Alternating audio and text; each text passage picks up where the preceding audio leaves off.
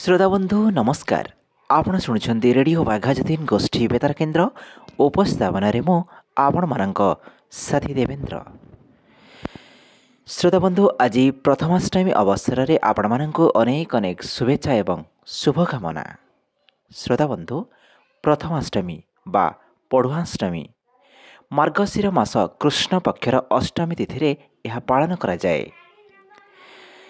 शास्त्र रे मार्गशीर मास को वर्षर आद्य मास बा प्रथम मास बोली गणना करा जाई। एही मासरो वर्ष आरंभ होतिला। तेणु वर्षर प्रथम मासर प्रथम अष्टमी को प्रथमाष्टमी बोली कहा जाइछि।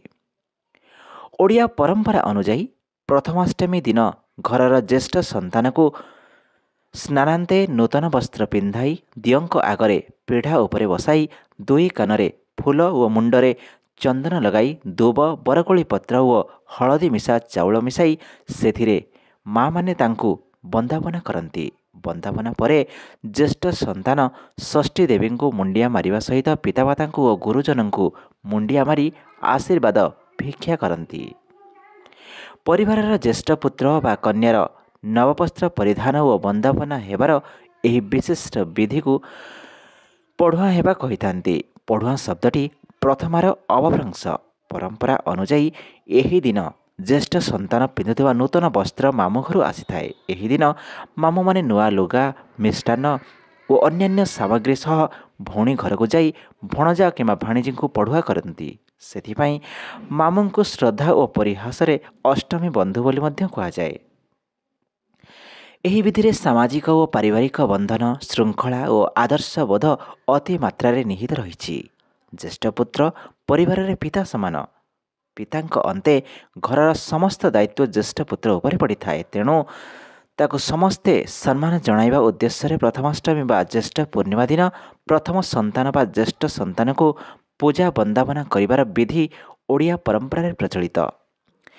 एंडुरी पिठा प्रथमाष्टमीर विशेषत्व। केवल प्रथमाष्टमी उपलक्षे एंडुरी पिठारे हलदी पत्रर व्यवहार करा जाए। छेना नड़िया पुर गुड़ उआ पक्षिया चाउल हलदी पत्र एवं बिरी रे एंडुरी पिठा प्रस्तुति करा जाए। एंडुरी पिठा पे जो स्वतंत्र अथार हांडी प्रस्तुत करा जाय थाए 7 दिन धरी ताहा रहे एवं तहिरे पिठा प्रस्तुत हुए।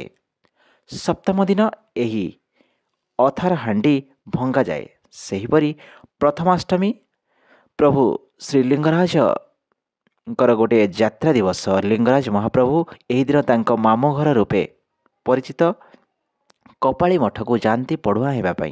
एही मठर आराध्य देवता वरुणेश्वर और वनदेव ए दुहे लिंगराजंकर मामू माई रूपे प्रख्यात। पुरी श्रीमंदिर रे मध्य प्रथमाष्टमी पाई स्वतंत्र नीति अनुष्ठित होता है।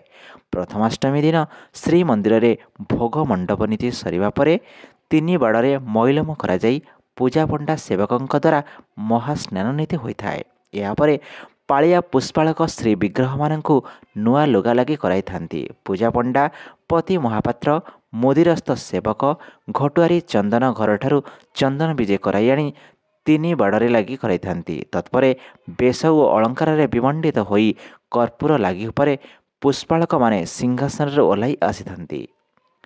3 बाड़े पूजा पंडा पति महापात्र मुदिरस्थ सेवक वरुण पूजा करिथांती।